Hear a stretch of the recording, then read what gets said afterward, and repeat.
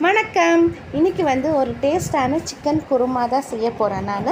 அதுக்கு ஒரு கடாயை எடுத்துக்கிட்டேன். கடாயில் தேவையான அளவு எண்ணெய் ஊற்றிட்டு 35 சின்ன வெங்காயம் போட்டுக்கிட்டேன் நான். இது கிட்டத்தட்ட ஒரு 200 கிராம் இருக்கும்.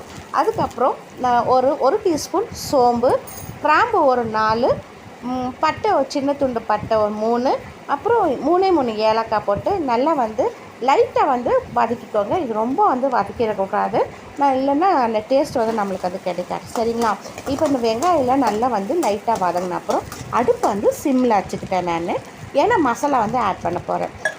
என்ன மசாலானா 5 டீஸ்பூன் அளவு சிக்கன் மசாலா தூள், அதுக்கப்புறம் 1.5 டீஸ்பூன் அளவு தனி மல்லித்தூள் இருக்குதுங்களா, வெறும் தனியாத்தூள் அது. அப்புறம் காரத்துக்கு என்ன மாதிரி வர மிளகா போட்டு இது நல்லா மிக்ஸ் பண்ணி விட்டுக்கோங்க. அப்புறம் 2 தக்காளி, நாட்டுப்பழ தக்காளி போட்டிருக்கிறேன் நான். அதுக்கப்புறம் தக்காளி நல்லா லைட்டாக ஸ்மேஷ் ஆன அப்புறம் 1 டீஸ்பூன் ஜீரகத்தூள் போட்டு 1/4 கப்பு அளவு தேங்காய் துருவல் போட்டு இது நல்லா மிக்ஸ் பண்ணி விட்டு அடுப்பை ஆஃப் பண்ணி விட்டோங்க. ஏன்னா தேங்காய் துருவல் போட்டோன்னே ஓவராக நம்ம வதக்கக்கூடாது, இல்லைன்னா அதோட ஃப்ளேவர் போயிடும். அதுக்கப்புறம் கொஞ்சமாக கருவேப்பிலை தழை, கொத்தமல்லி தழை போட்டுட்டு ஆற வச்சு மிக்ஸி ஜாரில் நைஸாக பேஸ்ட் மாதிரி எடுத்துக்கோங்க. அதுக்கப்புறம் இன்னொரு மசாலா நம்ம ஆட் பண்ண போகிறோம். இதே கடாயில் தேவையான அளவு எண்ணெய் ஊற்றிட்டு இந்த எண்ணெய் ஊற்றின அப்புறம் சைடெல்லாம் இந்த மாதிரி பரப்பி விட்டுக்கோங்க. அப்போ தான் நம்மளுக்கு அந்த மசாலா ஏற்கனவே செஞ்ச வச்சது அடிப்பிடிக்காமல் இருக்கும். ஒரு 3 பெரிய வெங்காயம், ஒரே ஒரு தக்காளி போட்டு இதை நல்லா சாஃப்டாகிற வரைக்கும் வதக்கி ஆற வச்சு அதுவும் மிக்ஸி ஜாரில் நைஸாக அரைச்சி எடுத்து வந்துக்கோங்க. அதுக்கப்புறம் இப்போ குழம்பு தாளித்து விட்டுடலாம்.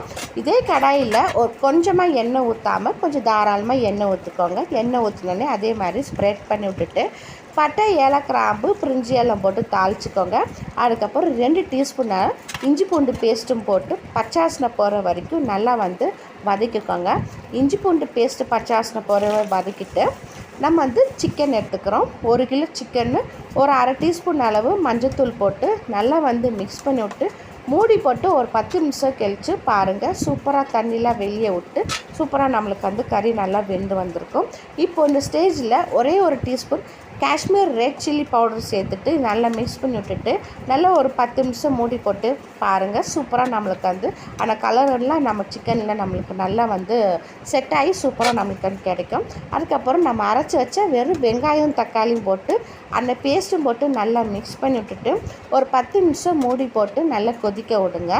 10 நிமிஷத்துக்கு அப்புறம் பார்த்திங்கன்னா குழம்பு நல்லா கொதிச்சு வந்திருக்குது. இப்போ இந்த ஸ்டேஜில் நம்ம மசாலா ஆட் பண்ண போகிறோம். வெங்காயம், சோம்பு, பட்டை, ஏலக்காய், கிராம்பு போட்டோம் இல்லைங்களா, அந்த மசாலாவும் போட்டுட்டு உங்களுக்கு எவ்வளோ தண்ணி விருப்பப்படுதோ அந்த அளவுக்கு நீங்கள் தண்ணி ஊற்றிக்கோங்க.